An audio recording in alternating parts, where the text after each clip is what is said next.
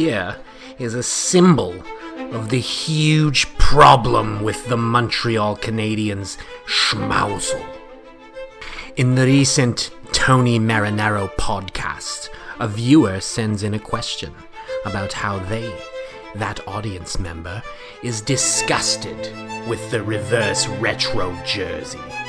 Tony Marinaro says that he is a fan of the retro jersey, says it's one of his favorites. So here is our observation of Tony Marinaro and what he probably represents.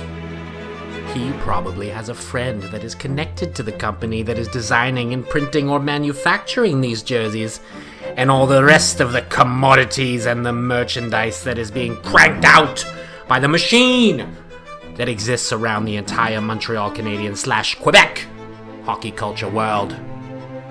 It is a rot, and it is political, and it is scum-ridden, corporatized, and a cancer on the entire Montreal Canadiens world.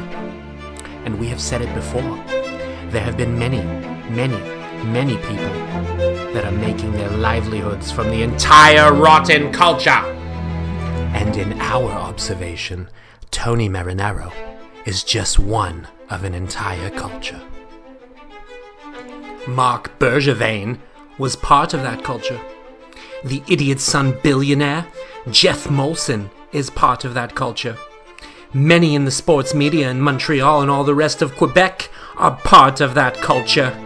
The merchandisers, the social media creators, the PR people, the communications companies, some politicians, the Ministry of Heritage and Culture, both provincially and federally, the recording studios, the film production companies, the short story writers, the university professors.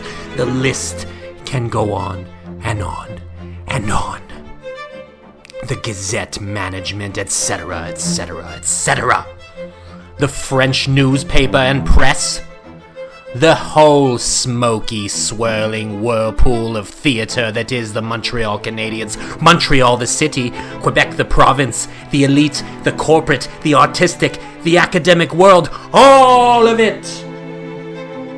And you know what? The snow keeps falling through it all. And the winter weather that freezes the ponds can be addictive.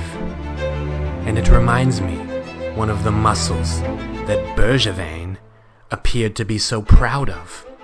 All of this destroyed the Montreal Canadiens, and destroyed some souls too. And the rebuild may never materialize, because the whole thing is still going on, and is a coexistent byproduct of the Bettman fog and the NHL brass fog. We pity the likes of Wayne Gretzky, the commercial legacy that can be traced to the trade to LA, but more so right now, when we observe his face in the new advertisement by the sports betting company.